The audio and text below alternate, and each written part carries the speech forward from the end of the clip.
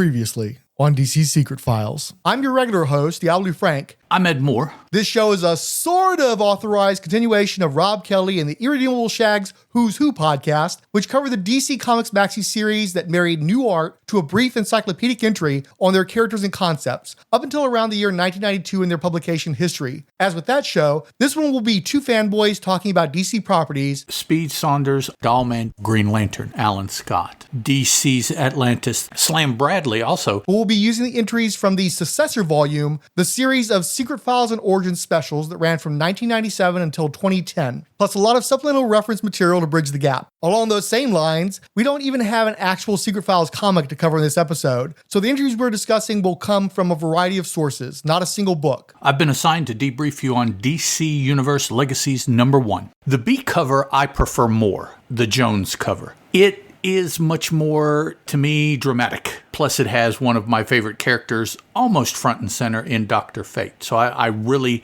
liked that cover. DC Secret Files. DC Secret Files. Dead men and questions and villains so vile. Spectres and managers age on the dial. Mysteries, mayhem uncovered in style. Making our way through the pile. One by one we'll go through.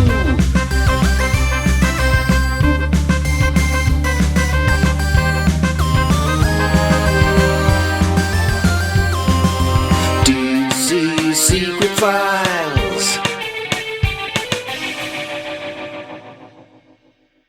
I guess it's time for us to get to the star of our episode as far as I'm concerned, given especially who my co-host is, Fate's Legacy. Dr. Fate was conceived by Gardner Fox as Dr. Droon, who even sketched out his costume. The Fate name and changes to the costume were imposed by editorial and series artists, with Howard Sherman being the first. Debuting in May 1940's More Fun Comics number 55. Fox loved supernatural stories from prose and pulps, and wanted to create a mystical hero to combat such threats. The Lord of Order Nabu came to Earth in the time of ancient Egypt, taking the form of a human mage to combat the forces of chaos. Eventually, Nabu went into a deep sleep lasting millennia, and when awakened in the early 20th century by an archaeologist, maybe accidentally killed the man. This act had orphaned the archaeologist's young son, Kent Nelson, who Nabu remade to act as his agent. Nabu imbued Kent with a great knowledge of magic, and caused him to rapidly age to adulthood. Empowered by the helmet, amulet, and cloak of fate, Nelson became the sorcerer superhero Dr. Fate, who fought alongside the Justice Society of America for decades.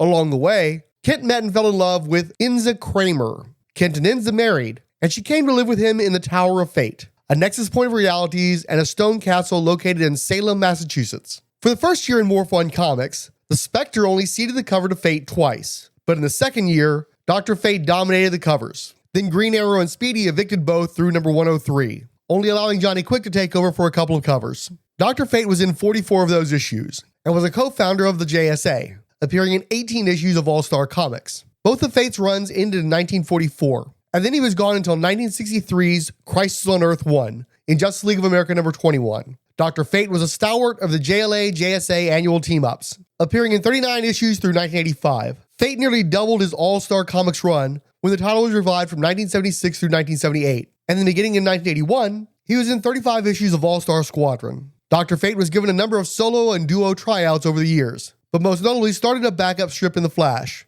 running for most of 1982. Kent Nelson managed to avoid going into limbo with the JSA, instead co-founding what would become the Justice League International. Its popularity led to Fate appearing in a solo miniseries in 1987, that expanded to an ongoing series in 1988, but in that title, Kent Nelson's body was inhabited by Nabu, and only a supporting player. This sort of half-life on the periphery lasted until 1994, when Kent and Enza were more or less finally killed off around the time of Zero Hour Crisis in Time. Tell me, as briefly as you can, given that you have a long and rich history with this character, tell me about your experiences with Dr. Fate. I probably first ran into Dr. Fate when I was single-digit years old. So that would have been probably reading, it would have been in the very early 80s.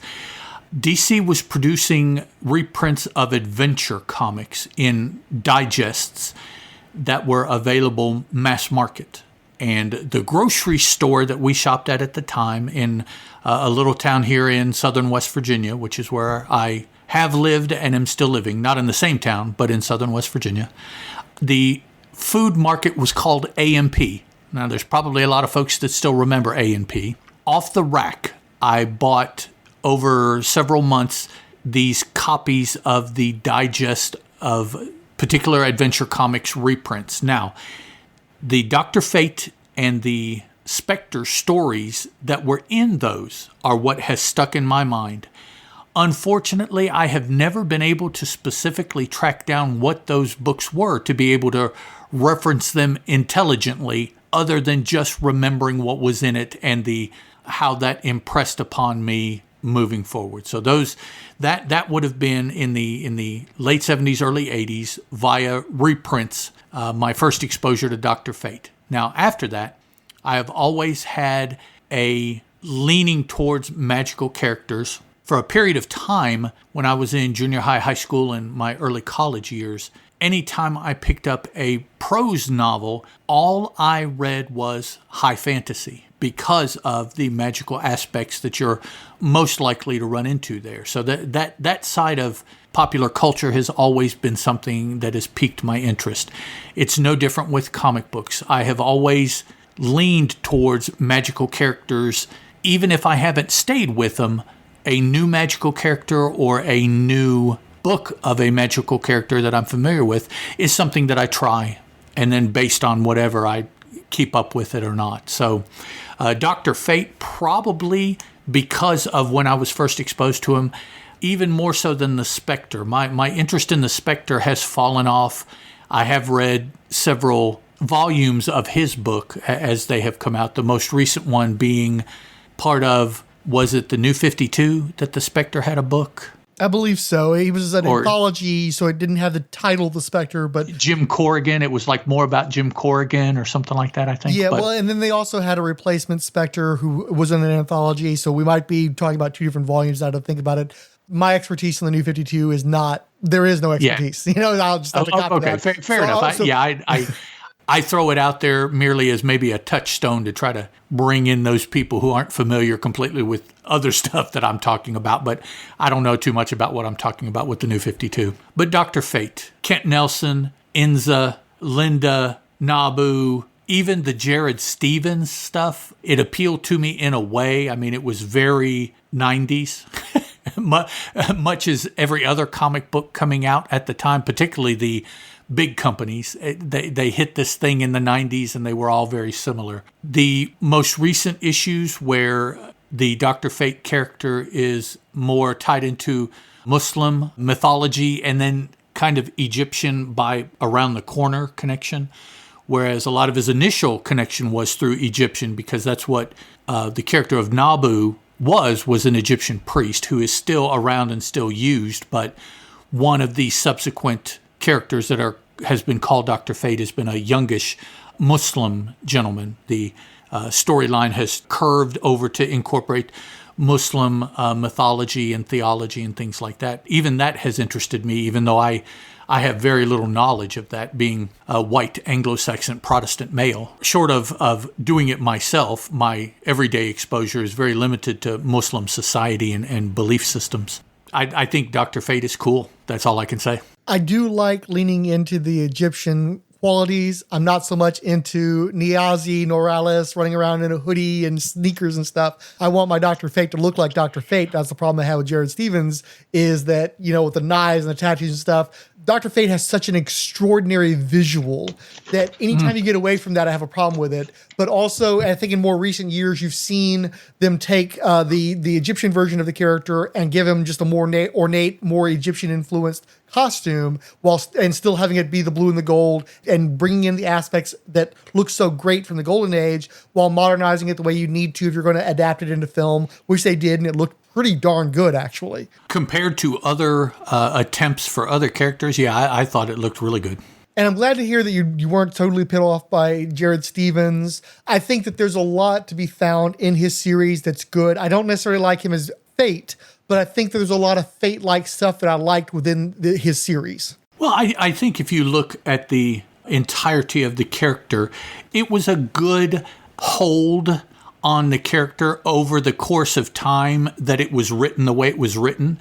And then the more traditional aspects of the character were able to be brought back and make money for DC as they once had, but they maintained the character in the zeitgeist during the 90s period in a different way, but it was still there until they could bring it back around more to the way I think that a lot of people like the character and want the character to be. The Irredeemable Shag has always talked up the J.M. DeMatteis, Sean McManus series that ran a couple of years under their stewardship, and that was recently collected as an omnibus. And I've never felt super compelled to read it as individual issues, but because he's such a fan of it, I did try to make a point of looking through some digital copies of that material. I don't really feel like it suits me. There was a lot of DeMatteis's personal belief system that seemed to work its way into Dr. Fate in a way that I found off-putting, to be perfectly frank. Okay. And you also had the bizarre relationship between Linda Strauss and Eric Strauss. How did you feel about all that stuff? The way I look at it is part of the mythos, and so it is something that as a fan I should be familiar with. Is it the absolute first thing that I tell somebody to run and read, to either learn about or catch up on Dr. Fate? No, I won't say that I'm a fan, but I can't necessarily say that I disliked it. I'm very neutral about it. It is what it is. There are people that like it. There may be people that, I would introduce to it that would enjoy it. You have no way of knowing those things ahead of time. But it's not where I gravitate. If I want to read Dr. Fate that I haven't read for a while, that is not where I go to pick up and start. Having broached that subject, then, tell me two things. One, where do you think people should start if they want to read Dr. Fate? And what is your favorite versions of the character or favorite runs of the character? Okay. Honestly, I think right now, probably one of the best places to start is with the Muslim Dr. Fate, which would have been the most recent Earth 2 iteration of the character. And when exactly that started, I didn't write it down, but it would have been just prior to the New 52, I think, is when that stuff started. Okay, if you're talking about the Egyptian gentleman... Khalid something? I'm thinking that was probably around 2018 or so, just off the top of my head. I have not gone to look at that, because I believe that was part of the DCU initiative that also brought a Martian Manhunter series, the Bizarro series, all that kind of stuff. And they were trying to do like a little bit more esoteric, more indie quality to it. And that's why you have him running around the hoodie and stuff and having a young, new Dr. Fate. So that material brought you in then. That is where I would suggest that people start reading now, because I don't think that there's anything. Quick Google throws me to 2015 as to when that first started with the Khalid Nassour character. It's not Dr. Fate. So first of all, that's a positive for me. It doesn't stray from the characterization very much. It's contemporary enough, I think, to get a lot of contemporary readers interested in the character if they're going to be. Then after that, my favorite, and where I would direct them, is to the hardcover Golden Age collection. Now, I understand that Golden Age is a different reading experience, the true Golden Age stories, than what you read now. So that's going to be quite the jump. But the reason I would suggest that is because all of the aspects of Dr. Fate, regardless of who he has been since then, you see there in the Golden Age stories. I don't really believe that there has been anything significant added to the character since then. The Khalid Nassour is, maybe you could call that a reboot, although I don't necessarily think it's like a, John Byrne, Superman, Perez, Wonder Woman kind of reboot of the character. That is where I would tell people to start, is with the Khalid Nassour character. Your other question, my favorite, is the true Golden Age appearances of Dr. Fate. There's about, 40, 45 stories that appeared in More Fun Comics. Those are just a barrel of fun to read, both because I enjoy the character, but to me, because of the way the Golden Age stories were written. Keeping in mind that it's a completely different time that the characters were being written in and a different time that the creators were living in. So they're very different in that it is the same character. Most characters that I have read, I really enjoy their Golden Age creations of that character. And how do you feel about the 70s and 80s material, the early part when you were still focusing on Kent Nelson? The Kent Nelson stuff is fine. I don't have any problems with it. It doesn't necessarily stick out in my mind as much as, say, the Golden Age would, or as much as the 90s Jared Stevens stuff does, or the Inza Eric 2 or 3 people being Dr. Fate, husband, wife, son kind of oddness. It's there. I enjoy it. I particularly enjoy when Dr. Fate is a member of a team, and one of my favorite 80s Dr. Fate renditions is the Bwahaha story. The JLI, I believe they were at the time, went up against the Gray Man. I really enjoy and still remember enjoying that story. It did a really great job of showing his aloofness and his just raw power. Okay, yeah, oh, absolutely. He was very non-humanistic human in the 80s portrayal through the Justice League there. Yeah, he was very detached, but yet he still had this female that hung on his every word, even though he was cool as 8 cucumbers. I mean, he was just, he would put Vulcans to shame as far as his lack of emotionality, but yeah. And getting into that too, where are you on the whole Dr. Fate, Doctor Strange divide?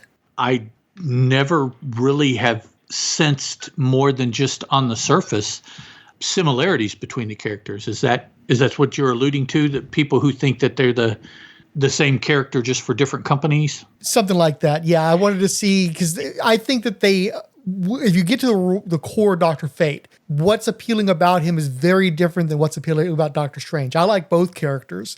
I have a greater depth of exposure to Doctor Strange. I have a greater familiarity with Doctor Strange.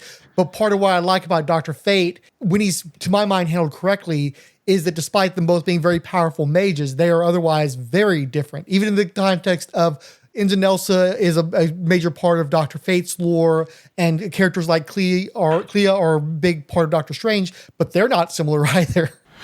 Absolutely. Yeah, no, superficially, yeah, they're both magic users, if we can, throw out some D&D nomenclature. But beyond even the visual similarities, I mean, if you look into the characters, if you look into the nature of the powers, I think they're completely different. How they are able to wield what powers they have, I think, is completely different. I think the characterization of the men behind the powers is maybe not completely different, but still is very different. Both of them come across knowledgeable, but they're very haughty. They've separated themselves. They feel that their knowledge makes them different. Some readers would say that the characters feel, because of their intelligence, that they're better. I don't necessarily think that they feel that they're better. I just think that the way that their brain functions because of their intelligence, it functions differently than a less intelligent or a more lay person's brain would function. And so, that's like saying that people who suffer from prescribed differences in brain function, that is what sets them apart from someone else whose brain doesn't function that way. It's not that the necessarily that it's a more or a lesser or something like that. It's just, I think that the brain of one individual is truly functioning in a way different from another individual. And I think both Dr. Fate and Dr. Strange, because of their intelligence, their brain is now functioning in a completely different way than what I would be used to. I don't find myself to be what I would call intelligent to that degree anyways. I'm not sure if all of that makes sense. It hits on something that I actually have sat down and thought about. In short order, explaining it without lengthy conversations and comparisons is difficult for me to do, but just Fate and Strange, they're different. We'll just leave it at that. They are different, and I think they're different enough that you could read both characters and be entertained in different ways by both characters. You're not reading two iterations of the same character or looking at a character through a mirror or anything like that. I think that there are enough differences that they are two completely different characters. And just to get into my exposure to Dr. Fate, one thing that I like about Fate is that unlike many of the other Justice Society characters, I got to experience him as his own character first before seeing him in a broader context and tying him into World War II and all that kind of stuff. So I don't have that same kind of baggage. So my first exposure was actually 1982's The Flash number 308, when he was in a backup feature by Marty Pasco and Keith Giffen. Right. And this was Giffen, I love Keith Giffen's artwork in general, but it was such a unique quality to his artwork. There was a Perezian quality in there, but there's also a mix of a bunch of other contemporaneous influences. He was still sort of becoming who Giffen would eventually be, but he still had that strangeness to him. And you had all this bizarre imagery. It was bizarre, again, in a different way than Doctor Strange, who had already been exposed to. And I love that it had that sort of H.P. Lovecraft kind of Cthulhu thing going on that wasn't as prevalent in Doctor Strange. Even when they brought that stuff into Strange, it was rendered in a different way. It was communicated in a different way. So it very much felt like it had its own vibe to it. And I actually much preferred the Dr. Fate backup over the lead Flash feature. Yeah, that early 80s to mid, almost late, probably early to mid 80s, Giffen's art was completely different than what little bit came before and most of what came after. I mean, it was this, I don't know if it was an experimentation period, but I mean, if he was experimenting, all of his art seemed to be very similar. Well, up until probably the mid to late 80s, I know that he reverted back to some of that odd expressive art in the early 90s at Image.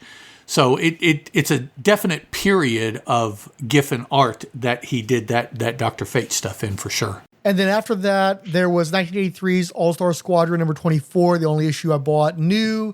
I saw him on the cover of JSA Famous First Edition and gave that a toss. But really, one of my touchstones is the 1984 Superpowers figure and mini comic. That's where I got a better sense of what he could do and what his history was and everything. And unfortunately, I didn't get to hold on to that figure. That figure was stolen or lost fairly quickly after I got it. But it made a strong impression, especially the vacuum-sealed helmet, so it actually had that shininess to it. I love when he's gold and shiny. Then from there, of course, Legends, and then Justice League, as you referenced. So he's a character who I wish I'd gotten to read his story in the Jules Pfeiffer collection. I wish I'd gotten more exposure to the Golden Age material so I'd have a greater perspective on that. But just as he was presented in the 80s, he was such an interesting character. And we actually did a crossover 10, 15 years back among bloggers. I think it was before even podcasting was a big thing amongst us, where we were covering those mini comics from the Superpowers figures. Okay. And I finally realized what I liked about the Dr. Fate character. And I would like to get the Dr. Fate Maestro's perspective on this. But what I like the most about Dr. Fate from that perspective was that he's really a combination of King Arthur and Merlin. You put these two things together where he's like this crusader and he's a knight. He has the appearance of a knight, but he's also a mage. And you've got that mix of things where you've got the nobility, but also he's got that kind of spooky sorceress dealing in dark places side to him. And combining those two things is such a unique package.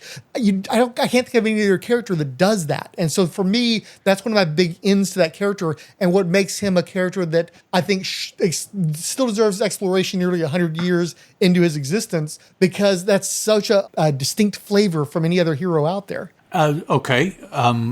Absolutely. I don't think there really is anything for any company that is similar to Dr. Fate.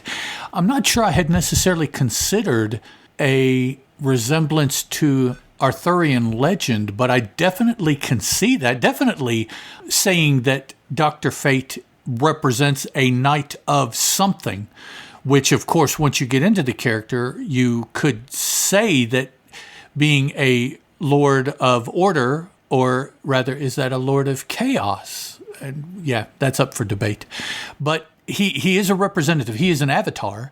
In essence, that's what a knight is. It's an avatar of the Lord that they serve. So King Arthur, I guess the commanding spirit that he has, the leadership aspects that he has, the connection to Merlin, magic user, and of course Nabu being a priest.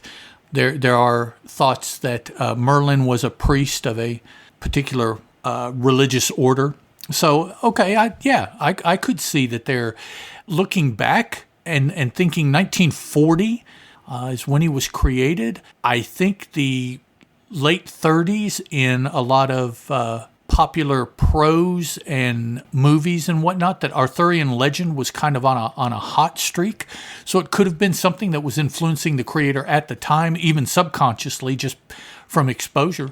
So, okay, moving forward, there may be a new way that I look at Dr. Fate then, by way of Arthurian legend. That's an interesting thought. Thank you for that. I'm surprised that I had anything to add, because when your knowledge base on that character and your devotion to that character. Nabu appeared in animation on Young Justice, voiced by Kevin Michael Richardson. The Kent Nelson Dr. Fate appears in animation on Justice League The New Frontier, Justice League Action, Superman the Animated Series, voiced by George Del Hoyo, Justice League Unlimited, voiced by Oded Fair, Batman the Brave and the Bold, voiced by Greg Ellis, Mad, voiced by Kevin Shinnick, Young Justice, voiced by Ed Asner, and on Justice Society World War II, voiced by Keith Ferguson. In live action, he was on the WB TV show Smallville, played by Brent State, Supergirl, and was portrayed by Pierce Brosnan in the feature film Black Adam. He's also appeared in a few video games, most notably Injustice 2, voiced by David Sobolov. Our reference for this entry is from 1999's JSA Secret Files #1,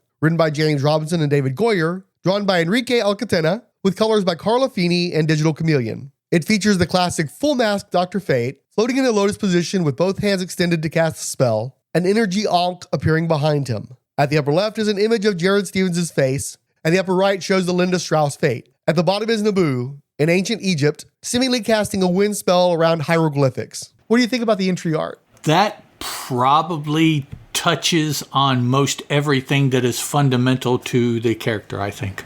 Looking at Doctor Strange, and I'm picturing like Brunner and Gene Colan and that kind of art style. And this is much more retro. It's not Golden Age retro. It's Spanish retro. It's probably got more in common with 60s and 70s Spanish material than it does with anything that was really published related to Dr. Fate. But I do like that it has that different flavor to it. So it's a fun piece. And I like Kike Alcatena. I think that he's probably better at doing more grounded historical stuff. And you see that reflected here. And he doesn't do the shine. And I miss the shine. But I like the piece overall. This would be a good touchstone if somebody, was asking about the character. You could pull up this picture and use these various aspects to explain aspects of the character. Although I would definitely trend for the middle down rather than I would the middle up, highlighting. But they're all touchstone parts of the character for sure. Armed Forces Radio invite you to sit back and enjoy another strange story by The Whistler.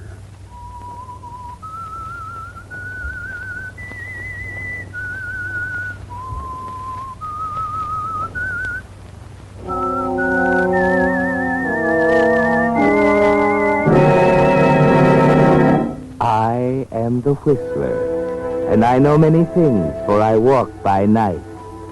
I know many strange tales hidden in the heart of men and women who have stepped into the shadows. Yes, I know the nameless terrors of which they dare not speak.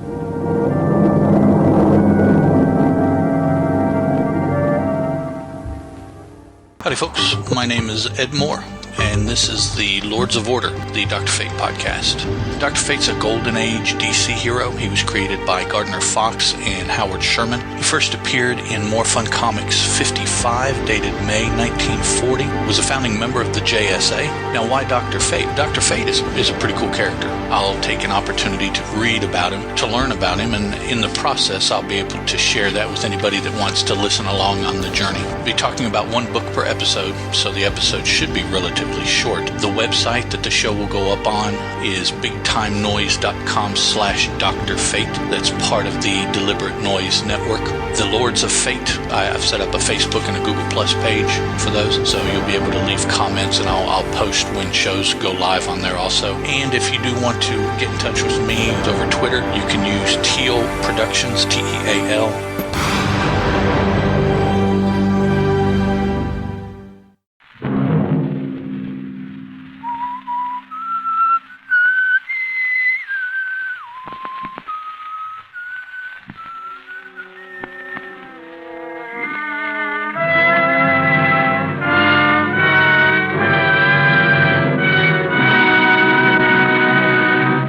If this came upon you unaware and you listened, we've served our purpose. The Whistler, with original music composed and conducted by Wilbur Hatch, is written and directed by J. Donald Wilson and originates from Columbia Square in Hollywood. Next week, same time, The Whistler returns. This is the Columbia Broadcasting System.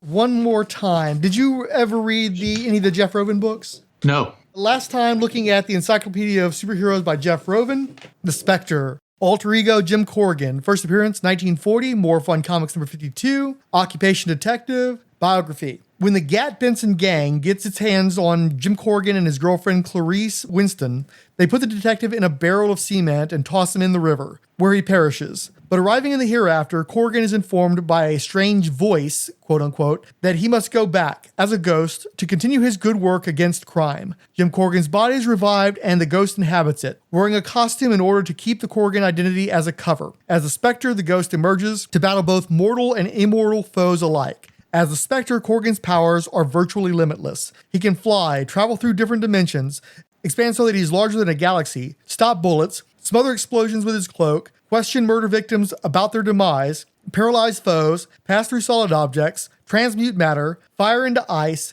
sand into quicksand, etc., read minds, create light, cause time to stand still, and look into the immediate past, and even grab a comet by the tail for use as a club. With all, the Spectre was locked in Corrigan's body from 1945 through 66, trapped there by the magic of the evil demon Asmodeus, and the diminished popularity of his strip. The Spectre is a member of the Justice Society of America. The Spectre was manifested by Jerry Siegel and Bernard Bailey for 1940's More Fun Comics number 52, where he appeared for 50 issues through number 101. The book's format switched to all comedy, and the stylings of such luminaries as Genius Jones got the title Can 26 issues later. Spectre dominated the covers for the first 16 months, only occasionally throwing Dr. Fate a bone. But vengeance was Naboo's, with 9 straight Fate covers until they were both punted forevermore by Green Arrow and Speedy. The Spectre also launched All-Star Comics, co-founded the JSA, and served until the 23rd issue in 1944. Unlike other features that limped along in obscurity after the war, the Spectre was put down entirely for 21 years. The Spectre was not part of the initial Silver Age JSA revival, but instead was fully resurrected as a solo star for 3 non-consecutive issues of the anthology series Showcase. First in a story for number 60 by Gardner F. Fox and Murphy Anderson. That's where the Tex Avery scale, using the Earth itself as a bludgeon stories come in. That same year, he participated in Crisis Between Earth 1 and Earth 2, in Justice League of America number 46 through 47, involving Solomon Grundy, Blockbuster, and the Antimatter Man. In 1967, he had a pair of Brave the Bold team-ups with The Flash and Batman, ahead of his own short-lived solo series by his Showcase creative team. They were soon replaced by the likes of Neil Adams, Bernie Wrightson, Denny O'Neil, Mike Friedrich, Steve Skates, and Jerry Grandinetti, but it wasn't enough to last more than 10 bi-monthly issues. After a little over a year, the Spectre was back for the 1970 JLA-JSA team-up and then cooled his heels until 1974. That's when he began his highly regarded cover-starring stint in Adventure Comics number 431 by creators Michael Fleischer and Jim Aparo. With a loosened grip on horror under the Comics Code Authority, the new feature was wildly violent for its time, as noted by Harlan Ellison and Gary Groth in an issue of the Comics Journal that got them both sued for libel by Fleischer. Their run of 10 issues was reprinted in 1988 as Wrath of the Spectre, including 3 previously unreleased installments. In this same period, he had another Batman and JLA-JSA team-up. Spectre was not invited to take part in the All-Star Comics Revival run, but did appear in JSA stories in DC Special and Wonder Woman, as well as showing up for a feature reunion in Showcase number 100. The Spectre entered the 1980s with a Superman-Supergirl team-up in DC Comics Presents, and a Dr. 13 pairing for 3 issues of Ghosts. 1981 began a run of appearances in All-Star Squadron stories, 29 in total, plus he continued to do one-offs with Superman and Batman. Several of his most iconic appearances were from 1985 through 86, taking part in Crisis on Infinite Earths, and the Swamp Thing arc collected as A Murder of Crows. Again, this was grand scale, into the universe, getting mistaken for God-level work by the ghostly Guardian. After seeing the JSA off into limbo, Spectre started another solo series under Doug Minch and Gene Colan, not really all that well remembered, beyond a controversial sex scene involving nudity that became part of the big censorship debate at the time. That run still managed to eke out 32 issues, including an annual. The Spectre is perhaps most remembered for his 63-issue run under John Ostrander and Tom Mandrake, beginning in 1992. So tell me about your history with the Spectre. You hinted at it before, but let's go into detail. I've been a fan of the Spectre for pretty much as long as I have Dr. Fate. Slightly different reasons. I was raised very conservatively Christian.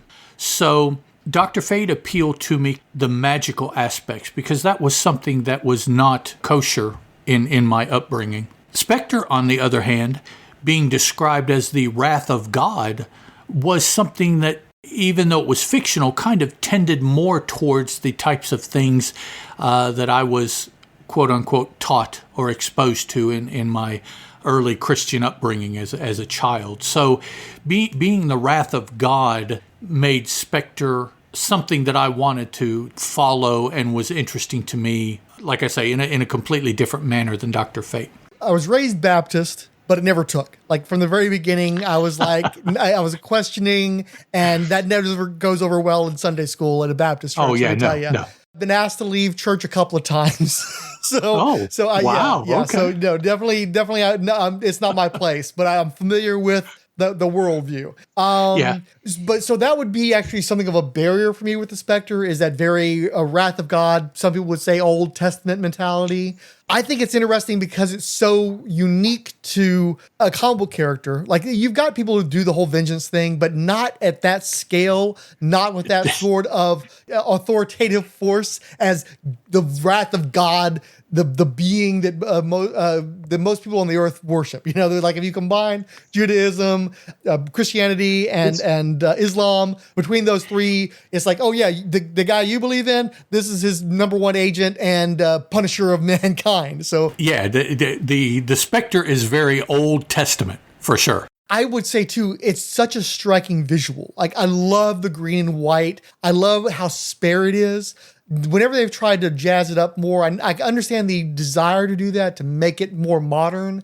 It's just this, again, it's a ghost. It's a ghost in a shroud, and that's all you need. That green and white contrasts so well, and he's so otherworldly and so spooky. He's so much scarier than most any other superheroes that are out there, and he doesn't need fangs and all kinds of crazy stuff. It's just enough to know who he is, what it means when he shows up. Things are hitting the fan, basically, if the Spectre's in your house. He strikes me as a character that would be working for the side of evil, for sure, because of the way that he has been designed and maintained through the years, as opposed to being a World War II, quote-unquote, American or Allied superhero.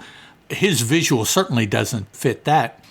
Then you go through his Golden Age books, and you see that he has ideas of how to punish evildoers, for sure. But let me tell you, that does not kick in until you start reading some of his Silver Age stories. If you lean more towards the conservative side of dealing with people who break the law, punishing people, shall we say, if you lean more conservatively into that idea, the Spectre is definitely something for Silver Age, some of the Golden Age, stuff that you want to read for things to come out the way that your worldview believes that they should come out. It's remarkable. Definitely more so than any of the other characters we've spoken of, but more so than most, if any, that I can think of.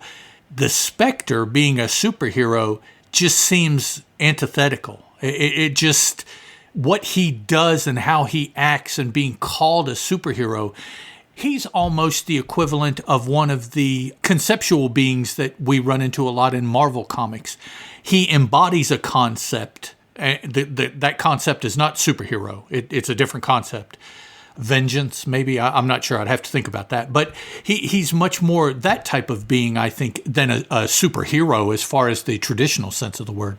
So I'll give you a little bit of my background with the character. Again, saw him on the cover of the JSA Famous First Edition. There is a Spectre story from All-Star Comics #1 reprinted in the Great Comic Book Heroes, which I read today. And I love how kind of flippant the Spectre is in those stories. He reminds me much more of the Golden Age Superman, which makes sense since his writer is the same guy. Right. And I think that it's funny, like I like the aloofness of Dr. Fate, and sometimes I miss that familiarity, that more like Jim Corrigan quality in the Spectre from these Golden Age stories, because I can relate to that more, but he still has that Superman quality of like just showing up and just punishing the bad guys in some interesting ways. But also getting into the Christian's perspective, that story features him saving a woman and her baby who are on top of a burning building, in part because he's in the area to take out the arsonists. But he also takes a moment to save these people. And you even have a panel where it highlights, the light upon the woman and her thankfulness at the grace. And it's funny because, there's a Jewish creator who's doing this, but I think that's a much more Christian perspective than you would have expected. Like, there's much less of an expectation of divine intervention in Judaism than there is in Christianity. So it's interesting to see it framed that way. But then when you think about how you've got the Superman as this wish fulfillment character of, I wish that there was somebody who's going to come in and help us and save us, and I like indulging in that fantasy, I think you got a real crossover between Superman and Spectre in that regard.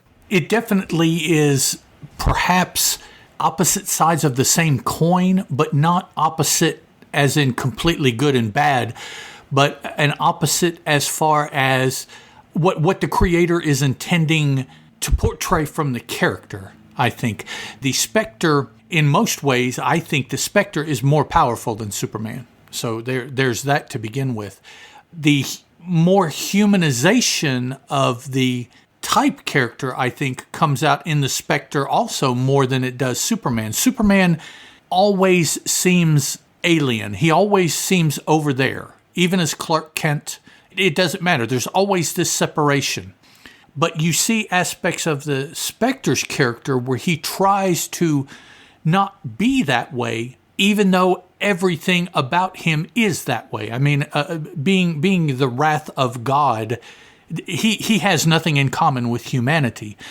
Jim Corrigan as the anchor kind of works, but even then, I mean, Jim Corrigan is human, and so he has the human foibles, but the Spectre has none of that. I mean, at all.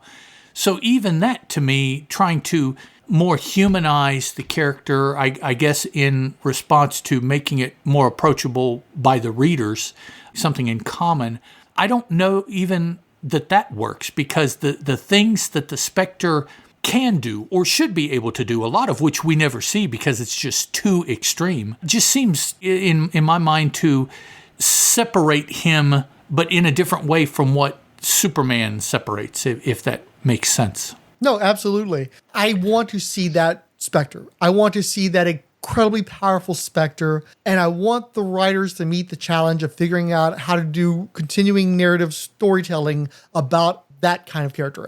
One of the things I hate, especially in the modern discourse, is overpowered. Right. It's so tedious to me, especially since there are so many people who like stuff like Dragon Ball, where they've got this gigantic scale anyway, and it's one of the most popular franchises in the world. Yep. And nobody's really screaming about overpowered there, because that's the point. The Spectre, to me, the point is that, yes, he is so powerful. What do you do with somebody with that level of power? How do you limit that character so that you can do storytelling with it?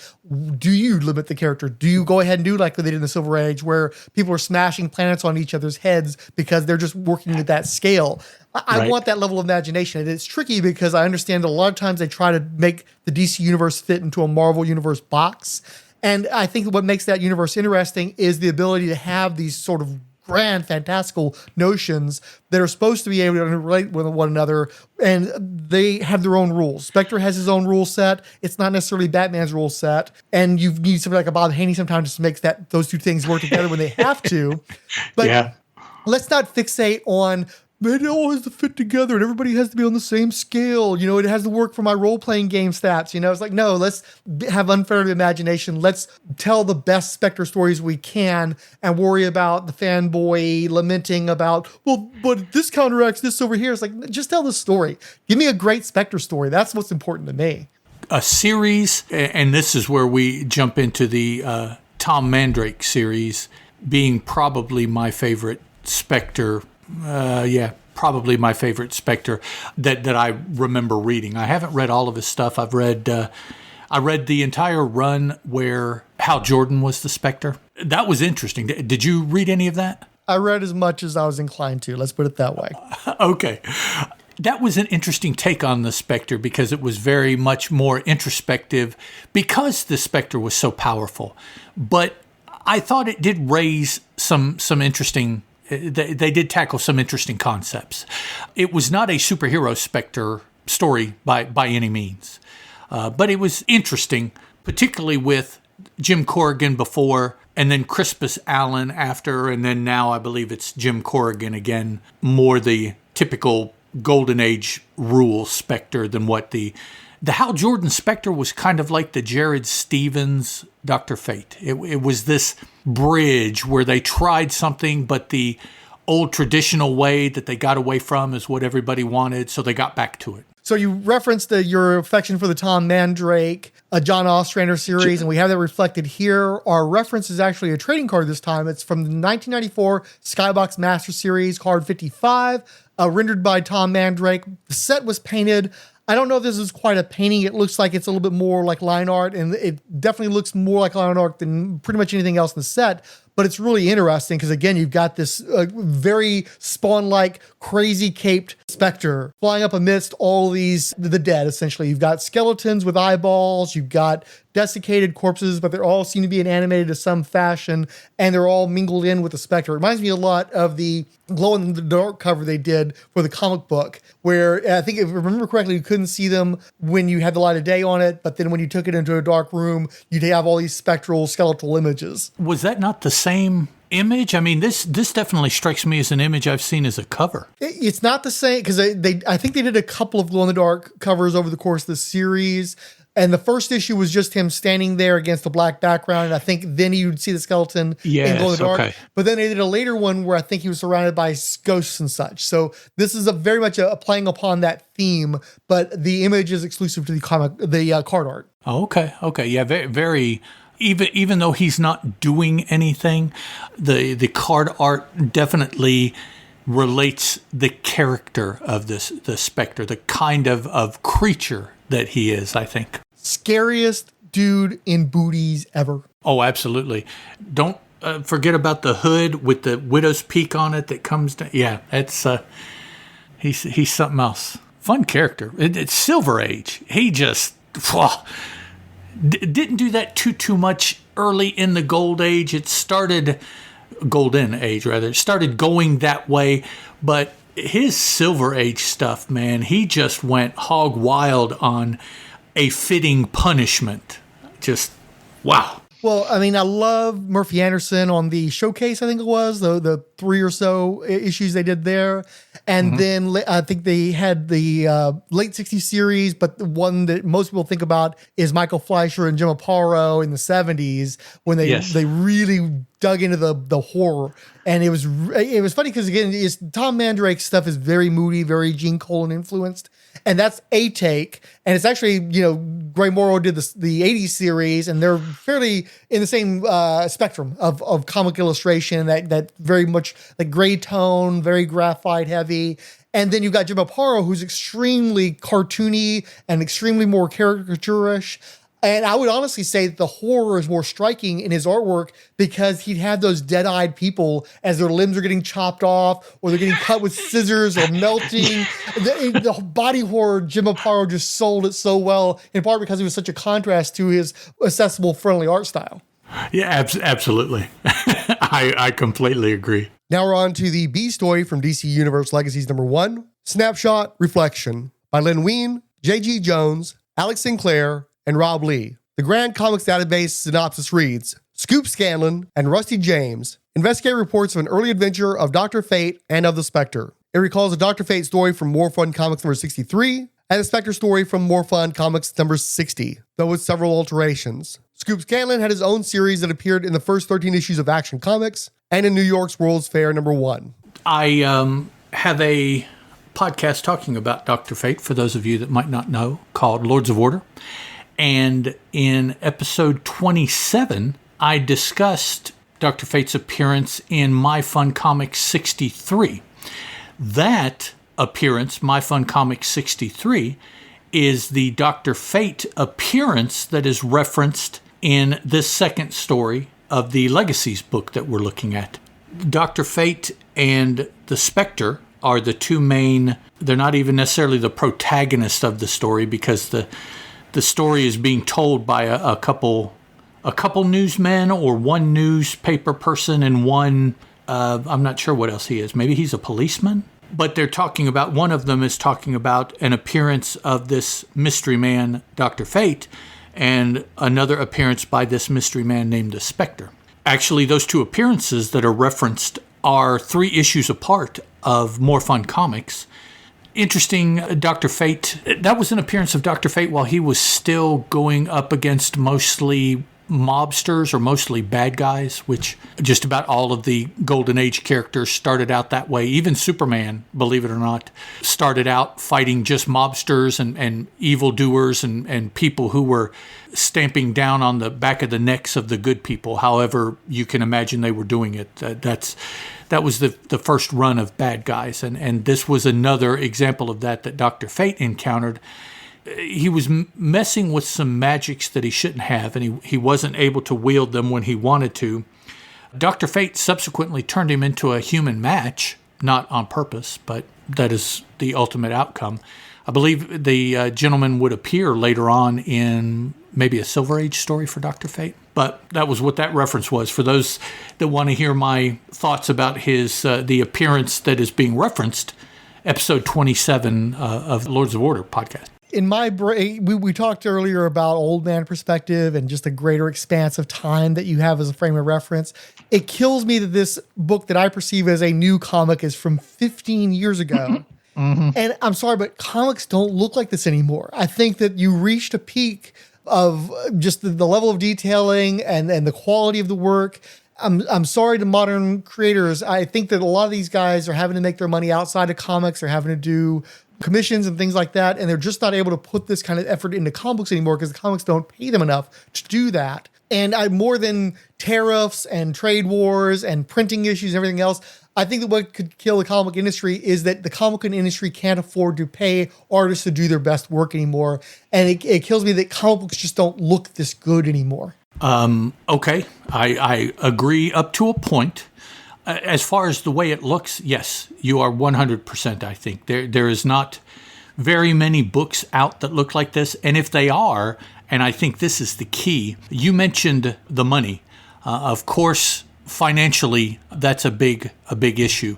But I think maybe even more importantly is the fact that American comics come out every month. Now, of course, there are exceptions, but that is how we, the consuming monkey, have been trained. They come out every month. And 20 days, maybe 25 days, if that, is not long enough for an artist to produce 23 pages of book anymore. Because most artists truly are better than that. But everything has to be scrunched down into that every 30-day cycle. Now, there are, of course, all these arguments about, well, why don't we go the way of BD, the French graphic albums, or we go to trades. All of those are possible, but it's a horrendous uphill battle because, like I said, the purchasing monkey has been trained that they come out every month. And I'm one of those. That's what I expect. If I don't get that, I don't necessarily get upset, depending on the property or what it does look like when I do finally get it. So, I mean, I am learning that monthly grind is not necessary to appease my hunger for reading comic books. But I think that is the biggest thing, is that artists now, for good or bad, have to spend more time to produce their best work, or close to their best work, than what they used to do. For instance, okay, we have heard for years the stories of Jack Kirby's ability to produce art. Even at that rate, in his prime, I am not sure that much or any of it I would call as bad or subpar, even though he was popping out pages by the day, because that's what he had trained himself to do. That's what he did. Artists nowadays, I don't think, have that same sentiment, and so they find it necessary to take longer to do the best that they can without having an unlimited time frame. And so I think now, yes, like you said, the amount of money that artists make, although you have people that, like artists by the name of Ross, He seems to make plenty of money with his art, and he has done sequential stuff on a monthly basis before. You have any number of the 90s artists that, say what you will, at the time, their art was much in demand because of the aptitude that it was perceived by the buying public, so much so that they were able to get together and start their own company, art-focused. That is what I wanted to say, I guess.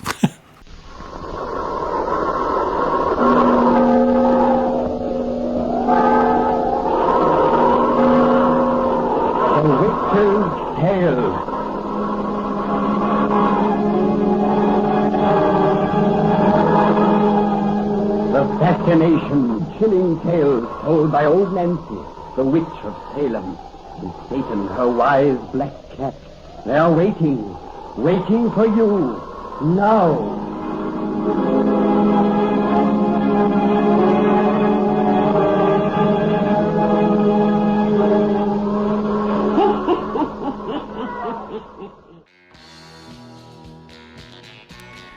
You're listening to Prairie Justice, a Greg Sanders vigilante podcast. You heard right, partners. The vigilante rides again.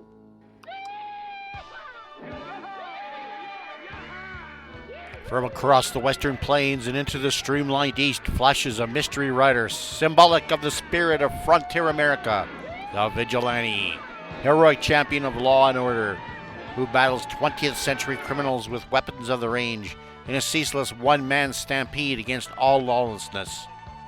Follow the victory trail of the prairie troubadour Greg Saunders and his alter ego, the vigilante, as he rounds up public enemy number one with smoking six guns and twirling lariat.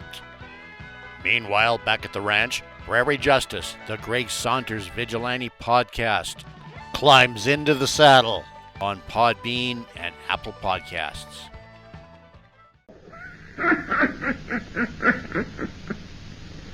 Come and see me and Satan on my birthday, and we'll have another pretty bedtime story for you.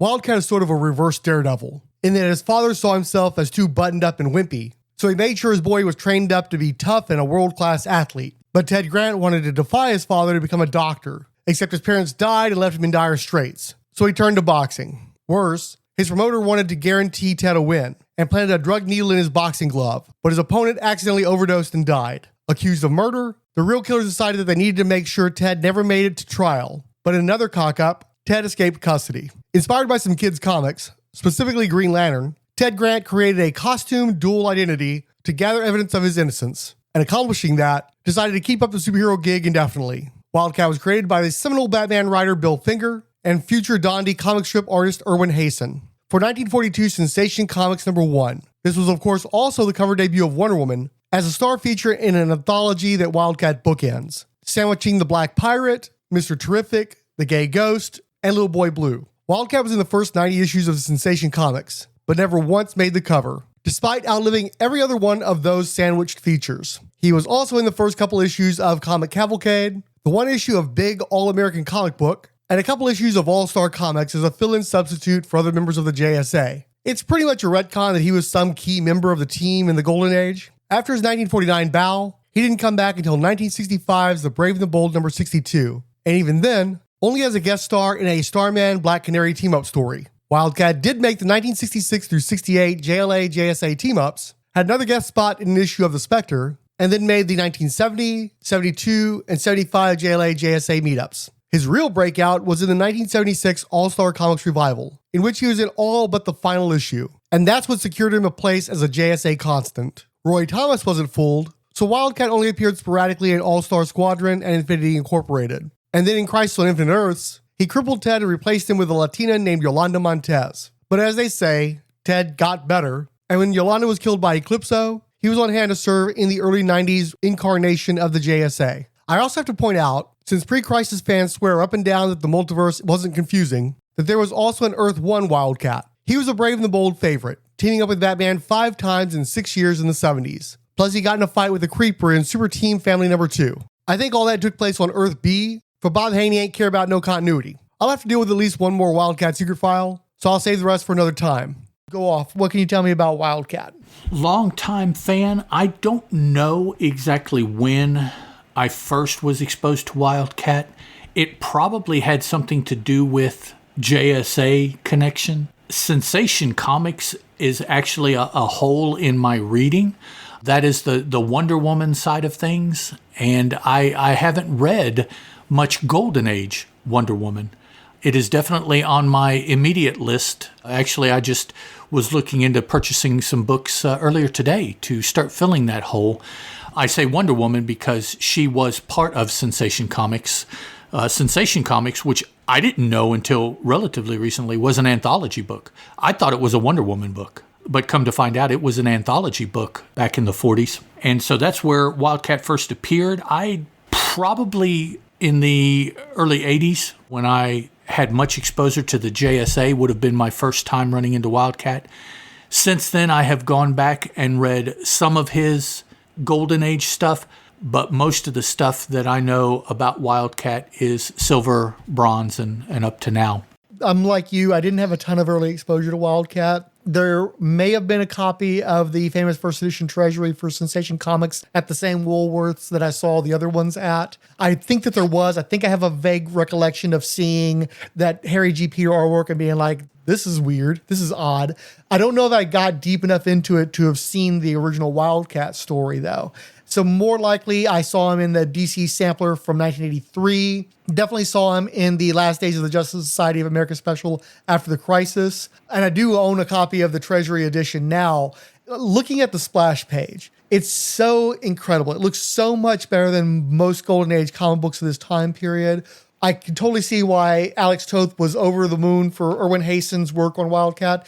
And it's a look that's so specific to comics. You've got Bill Finger as a co-creator on this. You got the guy who essentially was writing Batman under another man's name, unfortunately. There's also the same guy who's writing Alan Scott. So there's a definite quality to his writing that elevates it above most other writers of that time period, because we're still talking about his characters and his stories all these years later. But Hastings' iconography is so striking, and it can only work in comics, because if you try to translate this into live action, it's ridiculous, because you've got a man in a team mascot suit, essentially, and yet it's somehow skin tight where it needs to be. He's got like a full-on jaguar thing going on the top of his head, and yet he still has his human mouth, and then he has these big talons on his feet. It shouldn't work, but in part because it's so dark. Like, this guy is clearly dressed in black in a way that, like, most comic book characters, it would be some sort of a blue thing. This dude is full-on jet black Panther Man, right? And it looks so cool. Honestly, I think it looks cooler than Batman from the same time period. And you've got Batman people working on it, but the storytelling, the panel to panel, it's very strong. You're getting some unique page layouts that remind me of like a Neil Adams kind of thing going on. It just looks super duper cool. And you've got some really nice action in here as well. I can totally see why an artist like Toth would be so enamored with this strip. Absolutely. Yeah. And to get those kind of words from Alex Toth, I mean, that man was not disdained for his art then, much less now. So with an artist of his caliber speaking highly of another artist, you definitely need to take notice of what Toth is, who he's extolling there. You're right, though. You could try to pull that off live action, but it would not be the same. You would be able to tell who it was, but it just would not come across as the drawn article does. It would work so well in animation, though. Oh, yeah. Yeah, absolutely. I'm picturing them doing something like what Bakshi would do, where you would rotoscope it, and then you just paint that all-black costume on top of them and have them do all the acrobatics and stuff. It looks so awesome. And Toth is a guy who does not hold back his criticism either. This is a man who's definitely will let you have it if he wants to let you have it. So it's a high bar to clear for him to be so celebratory of this character and concept. And he tried to pitch a revival, I believe, in the 70s. DC unfortunately passed on it. And he goes in there and draws stuff like drawing him on the cat motorcycle, which looks so cool. And again, it's so cartoonish. There's no way you could make this translate, but it would look so great under his pen. He's just cool. I just dig this guy. And again, he's not somebody that I had a strong connection to as a kid because I didn't have any opportunities.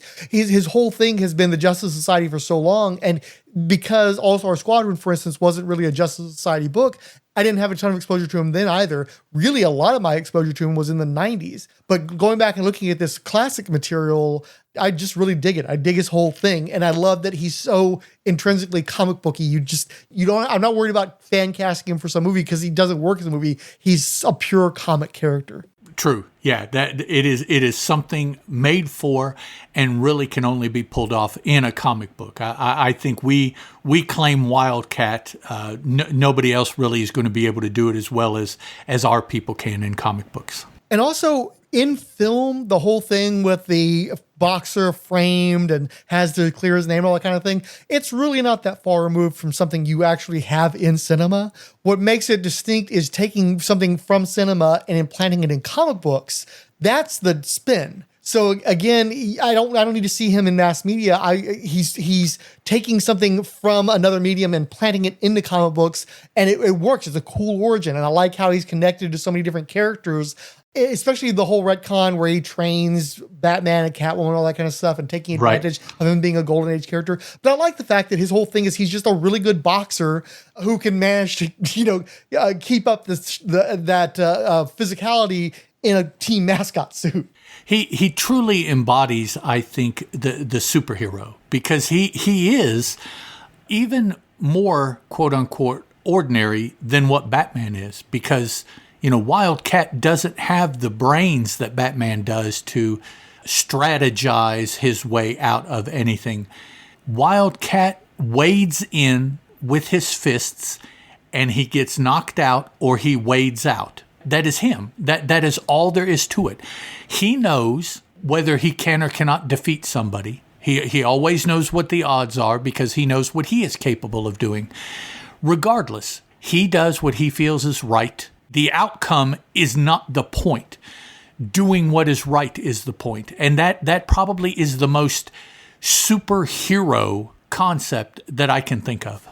And again, there's no big complications. He doesn't have some tragic backstory. He doesn't have a lost love or anything. He's a palooka. He goes out there. He gives a good fight. He's buddies with his Justice Society members. He does it because he just enjoys being a superhero. If you can do it, if you're in a universe that will support your ability to do that, why wouldn't you want to do that, right? I just love, I love the simplicity of this guy. Yep. There's any number of us here that read comic books that are like, damn, I wish I could do that. Our reference for this entry is yet again from JSA Secret Files #1, written by Dwayne McDuffie and drawn by Sergio Cariello, with colors by Carla McWeeney and Digital Chameleon. And it's funny to me, again, Dwayne McDuffie. I have to figure that's got to have something to do with his connection to... Oh, no, I guess this would have been before Justice League. I wonder why randomly Dwayne McDuffie is the guy who wrote this entry. It was a situation where they just needed somebody to fill in, or if he actually had an interest in this character. But I love that, he got quite a luminary for this thing, Well, and it could be, although I have never seen it said anywhere, that it was just a case of, he threw his hand up and say, hey, when you guys get around to it, I want to do Wildcat. And Cariello was like or Cariello, I guess maybe it was, he was sort of the Wildcat artist of the 90s. Like they kept having these miniseries that he drew. I think he did some of the Batman stories as well. And he's got 2 Secret Files entries, both of them by the same artist. But I mean, he nails it, although he nails it in a very different way. Like Payson and Toth are on the minimalist side of the spectrum. He's much more in that Neil Adams, John Buscema school where things are very heavily detailed. And even though the guy's in black, you can see all this muscle and sinew and stuff. And the image is him just busting into an office and wrecking shop. But you believe this guy's a boxer. You believe this guy's a tough guy. It's a good artist to have him rendered this way. It's just weird because it's so far removed from the other end of the spectrum we're looking at from his origins and such. Yeah, it's a very, quote unquote, throwing this out again, street level rendition of the character, I think for sure, because of how muscled it is. I mean, this is hyper defined. I don't even know that there are bodybuilders that compete that could get this kind of definition, even with oil. This dude is defined to the max. Actually, I believe that they use this illustration in medical school to show you where things attach and things like that. It is that well defined. So now we're on to Wonder Woman. Wonder Woman. I'm trying to keep these early shows as entry level as possible, but we're not going to cover the biography of freaking Wonder Woman. This show is a quasi-continuation of the Who's Who podcast, which specifically covered the Golden Age Wonder Woman at least once, and the concept probably a half dozen times. But also, it's freaking Wonder Woman. Why would you be listening to this show if you didn't know her basics? Obviously, Wonder Woman was created in 1941 by shady, polyamorous psychologist huckster William Moulton Marston, and turn of the last century newspaper cartoonist Harry G. Peter, for the October 1941 cover-dated All-Star Comics number 8. For once, she was not a co-founder of the JSA, since she had her preview debut in their book when they were on their 6th meeting. She did join fairly early and stayed late, starting with the 11th issue and lasting 46 more until 1951, when the title switched to All Western. Plus, she was in 3 issues of the 70s revival. As one of the All-American Comics' Big Three, with The Flash and Green Lantern, she co-headlined 29 issues of the quarterly comic Cavalcade until 1948. But most importantly, she was cover feature star of all but the last 3 of Sensation Comics' 109-issue run through 1952, and was one of the handful of superheroes to receive their own solo title, more or less continuously published since 1942. Wonder Woman has maintained close ties to World War II, with her title returning to that period in 1977 to reflect the TV show, with simultaneous period stories running in World's Finest Comics. That lasted for a year and a half, allowing her to play host to the JSA several times. Plus, the Earth 2 Wonder Woman was also turning up in JLA-JSA crossovers. Wonder Woman was also featured often in All-Star Squadron and Infinity Incorporated, being that in her later years, she married Steve Trevor and conceived a daughter, Lita, who became the next generation Amazon heroine, the Fury. That version of Wonder Woman was of course wiped out in the conclusion to Crisis on Infinite Earths in 1985. But again, because the pre-crisis DC multiverse wasn't a Byzantine nightmare scenario, the Earth 1 Wonder Woman had a different origin from the Earth 2 one, and also had World War II adventures with another Steve Trevor, mostly in the 1970s, but also in the Sindall Stopgap miniseries The Legend of Wonder Woman. Not that post-crisis continuity wasn't also a mess, because when a new version of Princess Diana was introduced in 1987 and seemingly killed off by the demon lord Neron a decade later, her mother Hippolyta took up the mantle of Wonder Woman. Don't cry for her though, because Diana was swiftly, if briefly, summoned to Olympus to become the goddess of truth. Meanwhile, writer-artist John Byrne had Hippolyta travel back to the 1940s, so the second Wonder Woman, who was the mother of the first, retroactively predated Diana and served for years with the JSA. That's the first version of Wonder Woman to routinely run around with a stupid phallic sword that I hate so much, and which betrays the basic premise of the character's creation, which we are now stuck with forever. Oh, and Hippolyta Wonder Woman also shacked up with Wildcat, the backup strip of the book her daughter starred in an abandoned continuity. The Hippolyta Wonder Woman starred in the main title and joined the JLA for about half a year. Then returned for the 1999 JLA-JSA team-up, leading to her appearing in the first arc of that year's JSA relaunch. Hippolyta turned up from time to time in full costume, most recently in another stint in the Justice League from 2020 through 22. You've mentioned her a few times, limited exposure to the Golden Age Wonder Woman, yeah? Limited age, but it is growing because, as I said, I have a wife who collects Wonder Woman, so in my own interest, but then in also helping her pursue her interest, Golden Age exposure is growing. As a matter of fact, I was going to say it's her collection of comic books goes back to about issue 130 of the first volume. We have everything from then to now. So that's how far back we have gotten. And that's middle to late 1950s is when those issues were. And so clearly she's a fan. Yes, she is very much a fan since the Wonder Woman television show, which would have been in, the late 70s, I think. She has been a fan of Wonder Woman since then, and it benefited her marrying a comic book fan because then she was able to jump over to comic books and find somebody to encourage her to spend the money to buy those books too, on top of everything that I buy. So now, that means that she read a lot of that Bronze Age material. Did she read anything afterwards, like the Perez stuff? Some of the Perez probably stopped. She's read up until probably the last couple volumes, retreads that DC has done, the New 52, Flashpoint. Somewhere in the early 20-teens is, I think, when she stopped reading and just started focusing on collecting. And where do her preferences lie? What are her areas of favor? Definitely the Perez artwork. she really enjoys the campiness of the Diana Prince stuff that we're reading now. Of course, with the understanding that that's what it's trying to do, is be a little campier than the goddess-driven savior of humanity via women kind of character that she typically has been. I'm wanting to introduce her a little bit more to the Marsden Wonder Woman. As I start reading that, I'll see if she will read it. I don't know if she'll find it maybe as entertaining as I will, but we'll see. And getting back to you, where are your preferences with regard to Wonder Woman? I don't think I really have a favorite period for Wonder Woman. I have enjoyed most everything that I've read. Since I was in high school, I have been a sucker for Greek and Roman mythology, and in that she is inextricably linked to that. You throw in the Themyscians, the islands, Amazons. It's a very mythical, mystical-based thing, which I've already spoken that I'm kind of a fan of. But it's kind of, in a lot of ways, it's light, because it's not the magic user of Dr. Fate, or it's not the omnipotent. Interesting how my voice is changing there. The omnipotent stuff like the Spectre is. It's more, well, if I can use the term, it's more believable.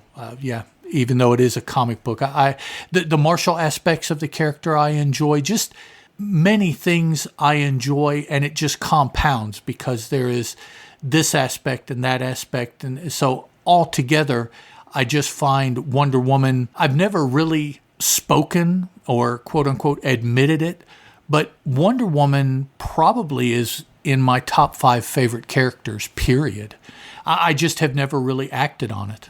So it's really just you like the concept and you're open to various interpretations of the concept. Yes, and I do particularly enjoy when there is an excellent artist drawing an attractive, physically imposing, able to take care of herself martially female. I like that aspect of the character. She's feminine, but she's not weak. And particularly, it's easy to write the character that way, but the art, when an artist can do that effectively, I really enjoy the book because I like that aspect of the character.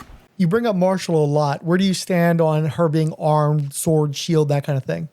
In that she is part of and trained as an Amazon who fought in Greek wars, I don't necessarily have an issue with it. Ultimately, does she need them? I guess for most instances not, but there are occasions when she could use extra defense and extra offense, and so if there are going to be those occasions, why not just have those things available, period, rather than just depending on who she is going up against. Now, in the particular art we're looking at, this is the Hippolyta version of Wonder Woman, where they retconned Wonder Woman's mother going back in time and serving in that role before her daughter did. Did you have any exposure to that material? Not at the time, just in retrospect, as I have read about it or as that character has shown up currently. So the art I'm referencing is from JSA Secret Files, again, the first edition. It's written by Phil Jimenez, who is, of course, very devoted to Wonder Woman, has contributed to many different reference books for that character. It's penciled by Frank Cho, who had a relatively short run on covers after he ran afoul of Greg Rucka for some of the Cheesecake aspects. This is very early in his career, though. This is before I think he's done anything for like Marvel or anything. This might be one of his first professional works outside of the indie circuit. It's inked by Wayne Faucher with colors by Carla Feeney and Digital Chameleon. Do you mind describing the artwork on this one? She is, Hippolyta is standing in front of an American flag. The flag is hanging lengthwise behind her, so the red and white stripes are parallel to her body. She is wearing an older, it may even be a Hippolyta only, bodice with a large eagle on the metal between her breasts. A more traditional, I think, skirt with white stars. She's got a shield that is also red, white, and blue. The shield I don't really recognize from anywhere else. She's got bracers on. You can see one of them on her sword arm. She's wearing the tiara with a star on it, which I am familiar seeing also, and then red and white boots. I would not have recognized this as Frank Cho artwork. Yeah, I think that Faucher really goes hard on this one. to the degree, like you said, where it's hard to recognize them. I think that Cho's ink line is so delicate and so specific to him that that's hard to replicate if he's not doing it himself. So I do wish that he had done it himself. I do think it would be more recognizable and I'd probably like it better. I had my comic shop when Liberty Meadows was getting started and being published in a larger format. Like I think he moved over to Image at some point. Before that, they were doing like the University 2 square bound volumes or more like those 80s collections of comic strips.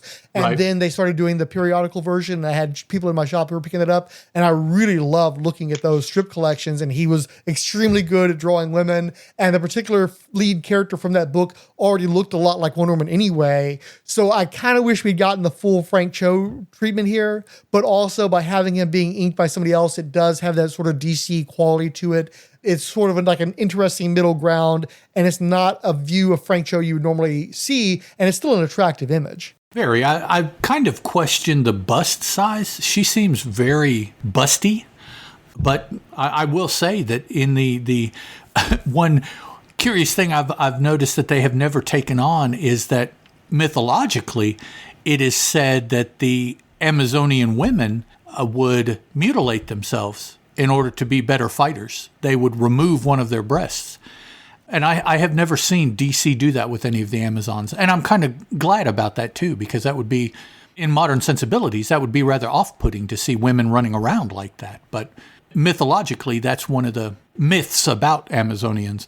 Well, Amazonians themselves are supposedly mythical as well. So had you heard that? Do you know what I'm referring to? No, absolutely. I think it had something to do with their ability to throw a spear or with archery or some such. Yeah, I think it was with archery. Yeah. And also it's referenced somewhat in the costume for the character the Fury that was introduced in the 80s.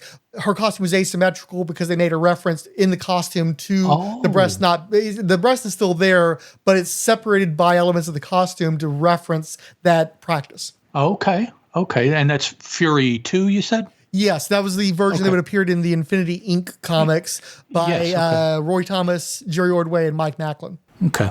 And you know, gosh, I miss Roy Thomas being able to just romp around with DC Golden Age characters. I just want to say that. I've thought of that 2 or 3 times while we've recorded, but every time you reference the All-Star Squadron, I'm like, gosh, I miss that book. Among the listenership, too, there's going to be a lot of people who agree with you on that front. Maybe nobody puts Baby in a corner, but the Amazing Amazon sure sat on a shelf for a long time. So there's no Golden Age Wonder Woman movie serials or anything like that. From mid-1944 throughout 1945, she had a newspaper strip by her original creators from King Features Syndicate. Linda Carter played her in 1975's The New Adventures of Wonder Woman TV show, which started in the 1940s before jumping to the present. Otherwise, representation of Diana is very focused on modern times. The sword-wielding World War II Wonder Woman got more action in figure form from DC Direct, beginning with 2000's Justice Society of America and 2004's first appearance, Series 1. There was also the 2001 Chronicle Books DC Comics Wonder Woman Masterpiece Edition.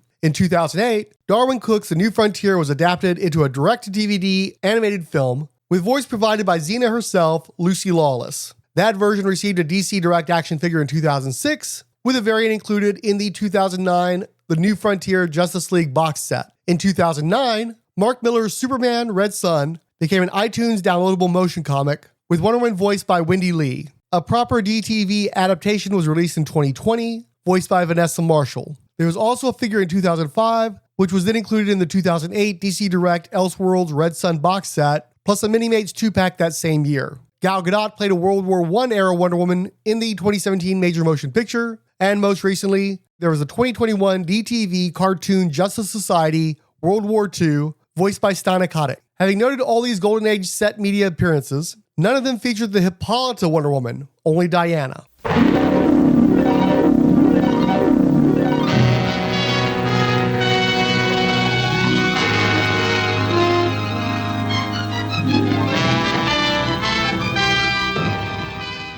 Hey guys. Howdy folks. Welcome to Diana Prince Secret Agent. I'm one of your hosts, Ed. And the other Terry. Terry grew up in a very rusticy kind of setting here in southern West Virginia. I was born and raised until I was 7, 1975, in Chicago, Illinois. We will be talking about the Wonder Woman mod era from the first volume of the Wonder Woman comic.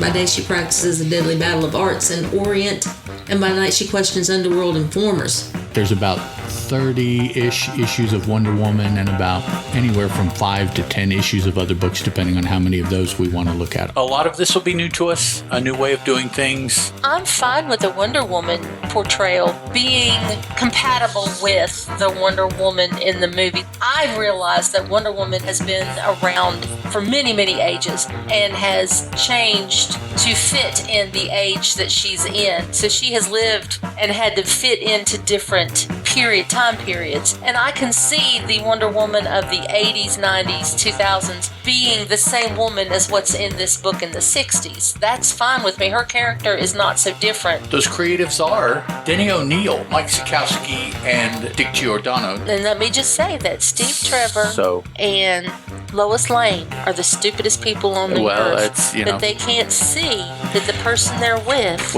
is the same person as the superhero. Oh, I need a name. I will call him I Ching, which that is not what he said his name is. When he's talking to Diana the first time, he says, I Ching. Steve Trevor is a dog. I can't believe that the relationship that's being portrayed is supposed to be some kind of ruse for his undercover work. If you guys do want to get in touch, a variety of ways here. Add us at either Teal Productions or Tooth Gnasher on Twitter. Tooth Gnasher is Terry. I'm Teal Productions. You can email iamindieman@gmail.com. The website, comicbooknoise.com/TNC, the letters. Bye.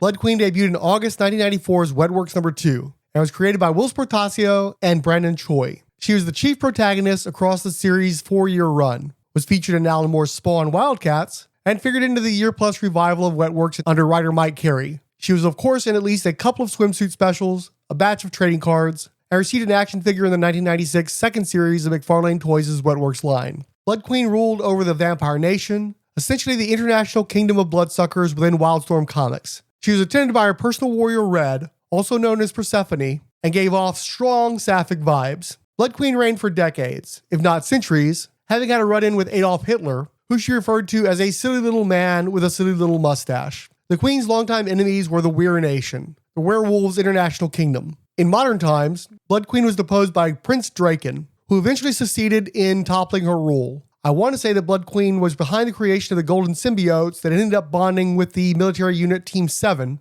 who came to be known as Wetworks. It's been years since I read Wetworks, but I think the symbiotes were meant to help her fend off Draken, but Wetworks ended up aligning with Weir Nation instead. Blood Queen initially relished the personal freedom being deposed gave her, as she went off with Red to stalk the streets of New Orleans under her old title of Dragoness. Eventually, though, she sought to regain her rule. In later years, Red began to work with Wetworks, and the Blood Queen was again drawn into their circles. So I think we're ready for the last one then. And I have to ask, when you agreed to do Blood Queen, did you think we were going to be doing the Wildstorm one, or were you thinking we were going to be the DC character? I was thinking the DC character, but this is fine. I've read my share of Image and Wildstorm. Well, let's go ahead and talk about the DC character right quick, because they're not entirely dissimilar. What can you tell me about the one from iVampire? She's very different, I think, from most of the other characters that DC has had.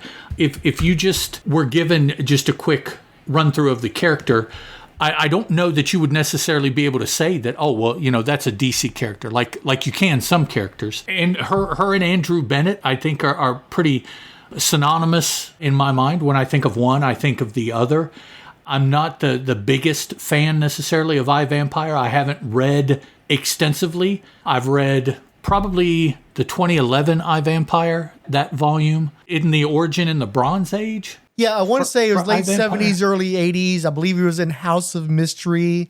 J.M. DeMatteis and I believe Tom Sutton. I don't know if Sutton was there at the very beginning or not, but I think he was the most famous artist related to that. It's a situation where, if I remember correctly, the Andrew Bennett character gets turned, and he's a very reluctant vampire and manages to hold on to his core humanity. He turns his lover, who becomes a full-on evil vampiress, and then he feels responsible for that, and much of the series is him chasing after this version of the Blood Queen and trying to put her down because her murders or his murders as far as he's concerned. Right, yeah, trying to do something to atone, whether it be change her, which eventually he realizes isn't going to happen. The decision is that he can only put her down. I think that is a more recent, that the Blood Queen is a more recent.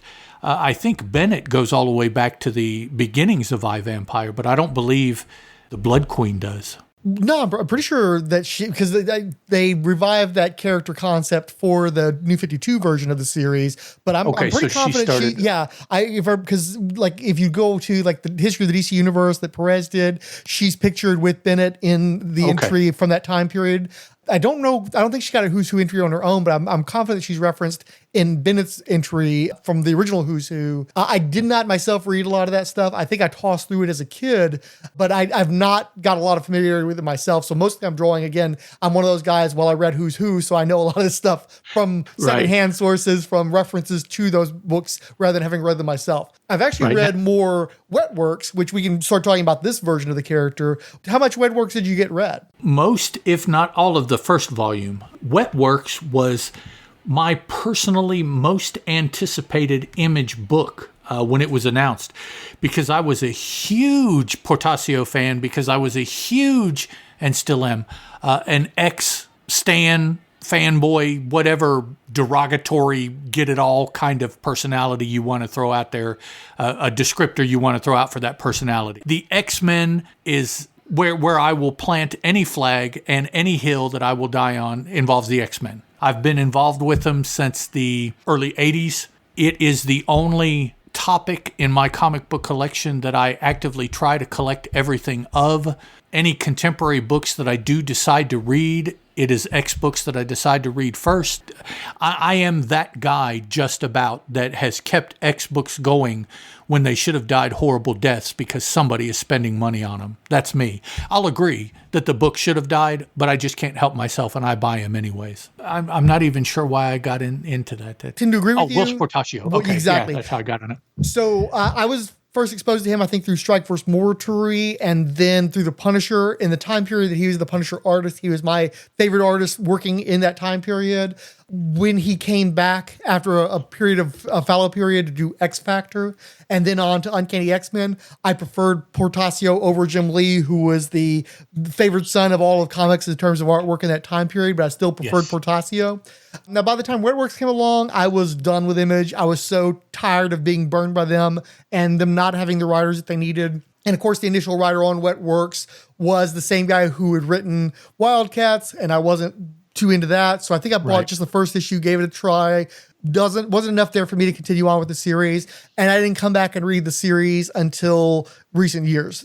So I've got the same overview as you, but I read it sort of a barrel roll. It's like I was trying to read as much as possible, as quickly as possible, to record on a podcast that I've yet to release 5+ years later on. So my memory is a little hazy because it all sort of runs together. What can you tell me about the Blood Queen, who's of course throughout that series? She is the leader, figurehead, motivator, impetus, all of these things for one of the main antagonistic races that the whole Wetworks concept revolves around. Wetworks is a group of human military men that underwent cyber enhancement to be able to more effectively fight increasing numbers of werewolves and vampires in the Image universe. They were uniquely designed to be able to fight against those particular creatures, werewolves and vampires. The Blood Queen is the queen for most of Wetworks series of the vampires. So she is one of probably the lead antagonist as far as one individual of any of the various individuals that the Wetworks team goes up against. Yeah, it's pretty much you've got your vampires, you've got your werewolves, and then you've got Wetworks in the middle of those two camps. Right. Yeah, it was. I thought it was an interesting book. Another one of my interests, my soft spaces, are the werewolf vampire mythos. Several movies recently that have combined the two have just been a joy for me to watch. And so not one or the other in particular, but those concepts that bring the two together particularly interest me. And this was a book.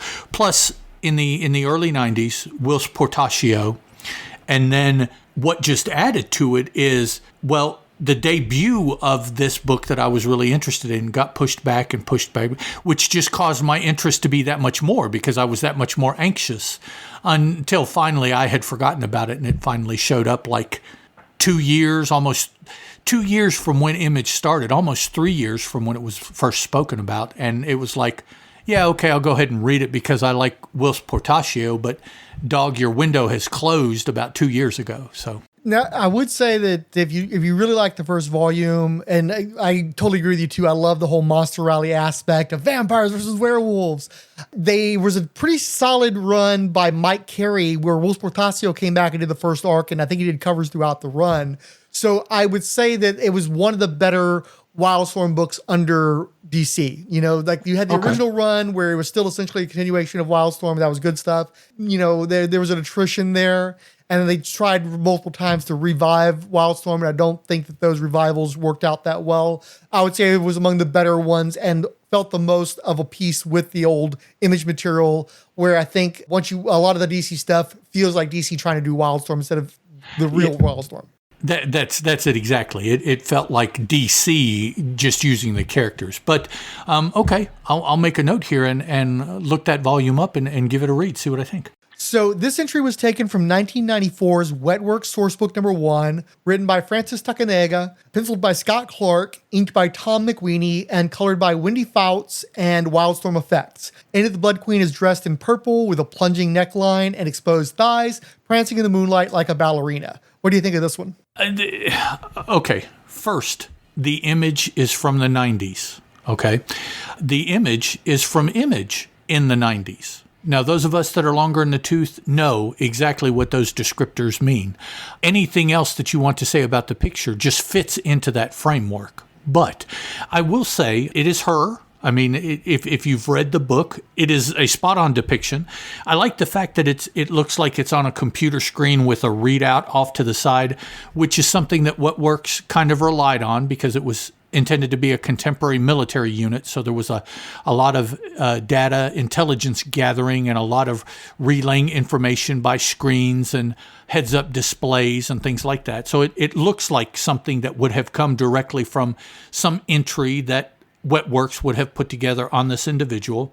As you said, plenty of leg and a plunging neckline, which, now I will say, it's not a front-on picture, so you can't really tell much about the neckline of the outfit. So I kind of appreciate that. They didn't go overboard. I don't see anything wrong with it in the framework of a 90s image. Nowadays, I don't necessarily prefer that kind of art, but at the time that I would have been buying that in the 90s, I would have eaten that up with a spoon. Yeah, it's 100% of its time, but it's a defense. It is Wildstorm Image as opposed to some of the more cartoonish and goofier artists from some of the other studios. Right. It's the anatomy is very Barbie doll, but there's a nice mood to it. There is at least an attempt at a background. There's a cool swishing of her cape. And so, well, not really her cape, it's her gown, really.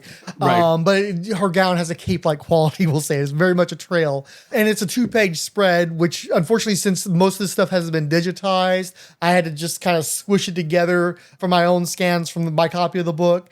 I did the best I could with it. I think it's a fun image, but as you say, it's definitely very 90s, very Wildstorm. Yeah, just like a lot of the writers that we have talked about, their writing is dated at this point, for good or ill. Artwork from the 90s is dated much for the same reasons, good or ill. We're different people with different creators and different sensibilities, and we've just aged. That's all. Department of Extra Normal Operations, Agent Moore speaking. I'm sorry, Frank, but I need to take this call. You should wait here because it concerns you, but I'll have to transfer it to my superiors for coordination. You can work from my desk on your confidential communiques while I'm tied up. All around Arbiter.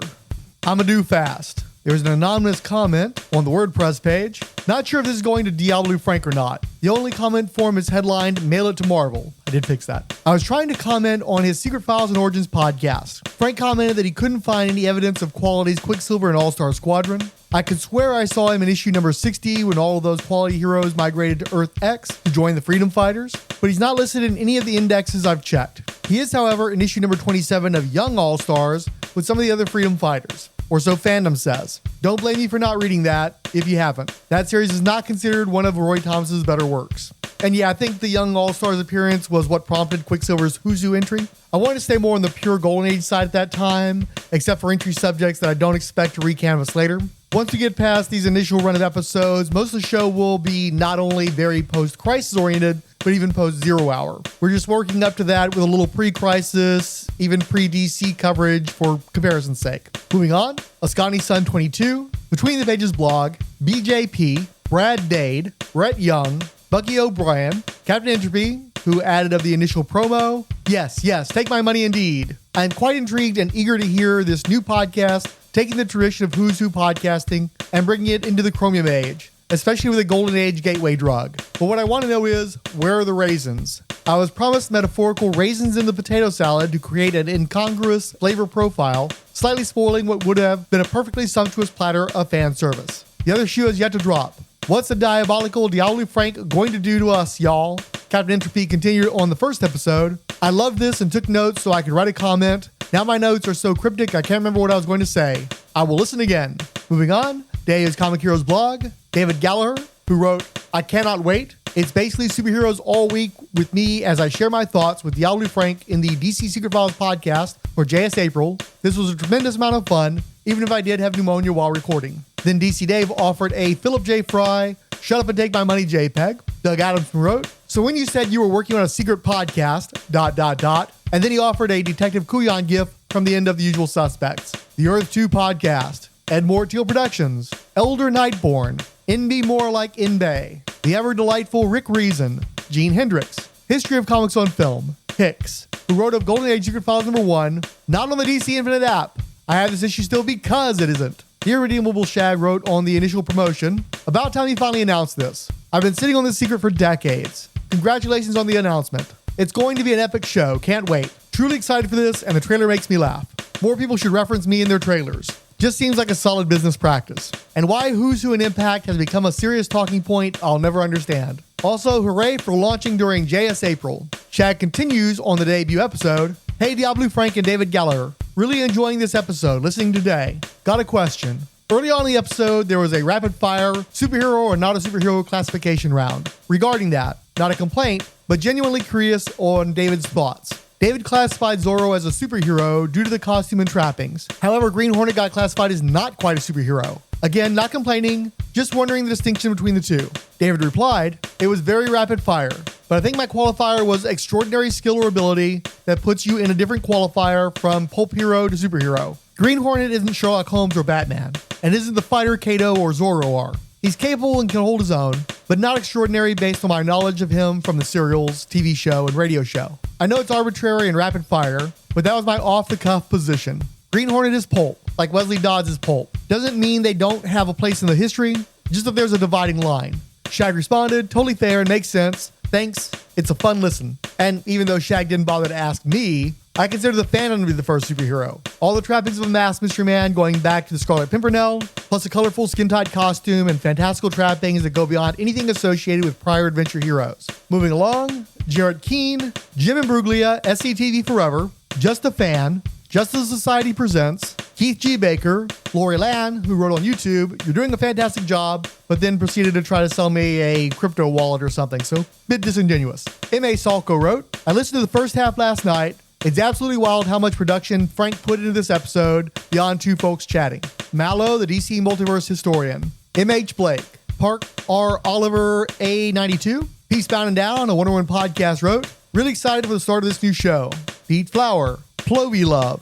Podcasting's Michael Bailey. El Romero. Ryan Daly, who added, very excited to check this out. My excitement is rewarded at 1546, which is when I brought back his old whip sound effect from the Secret Origins podcast. He continues, that covers one of the last times I really liked Andy Kubert's art. Used to love him, now, I appreciate that he put the mask on Dinah. Carrying on, St. Piers at Brainy Pirate, Tall Tower, Teal Productions, The Telltale Mind, Thirsty's New and Used, Tim Price, Too Dangerous for a Girl, Ward Hill Terry, and The Veil Yard of the Right On Network added, I'm listening now. This episode is wonderful. Good discussion, fellas. Great listen, worth your time. Now that we've revealed our secret files, it's time for your orations. Let us hear your thoughts. Share your opinions by recording an audio file that we can run on the air. Email us at rollspinepodcast@gmail.com. Leave a comment on the Rolled Spine devoted blog for this episode, or maybe on the Tumblr gallery. Tweet us at Rolled Spine on Twitter, or Skeet Diablo Frank on Blu-ray. Just say no to Facebook. And what even is Threads? It's like the Google Plus of 2025. Hey, Frank, I spoke with your contact at Checkmate. He sorted things out on the United Nations end, and I'll clear a path for you on the U.S. side. So now that we've done our 10 entries, what were your favorite files? The Spectre and Dr. Fate. Easy, straightforward, to the point. Definitely. And because of the characters that there were, those are my favorite characters. Now, I have liked everything. I have enjoyed reading. I've enjoyed talking. Just about every character. There is something that you've thrown out that I wasn't aware of. I want to get copies of the Great Comic Book Heroes, Temporal Comics, Heroes of the Golden Age, those books, because if this is the kind of stuff that's in those books, I need to have them on my shelf so I can refer to them also. Wonder Woman comes in Hippolyta Wonder Woman, or however we want to divide that up, comes in a close third, but the Spectre, Dr. Fate, with Dr. Fate being just a little bit higher, but he and Spectre being pretty close. Yeah, I'm going to agree with you about both of those entries. My favorite was the Spectre because it's just so cool and spooky, all the skulls and corpses and everything else. You're talking about similarities between characters, and you can see there's a line that you can draw between Spectre and Superman, but when you see an image like this, you would never see that same image replicated for Superman, and that's what gives him his own distinct flavor. Plus, it's Tom Mandrake, who I have a fondness for.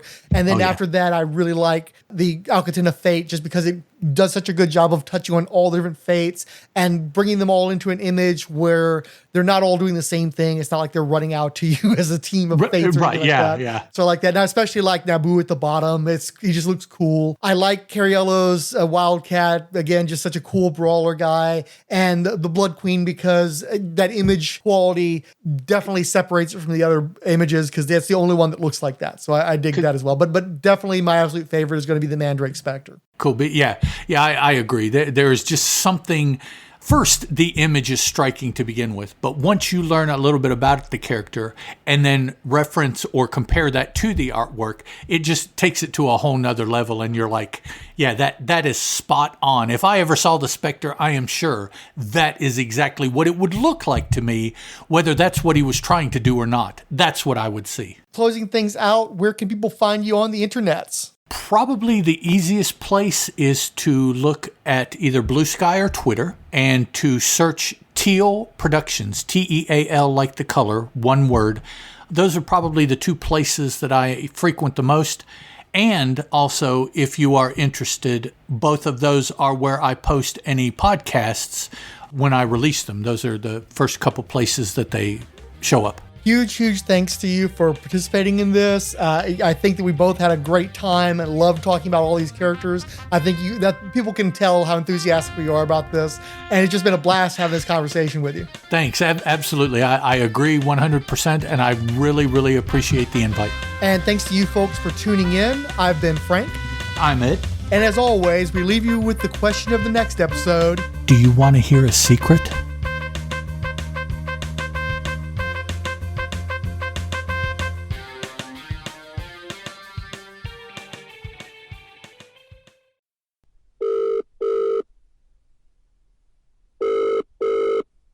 Agent Hendricks, this is Ed Moore with the DEO. I'm trying to reach Chief Branner.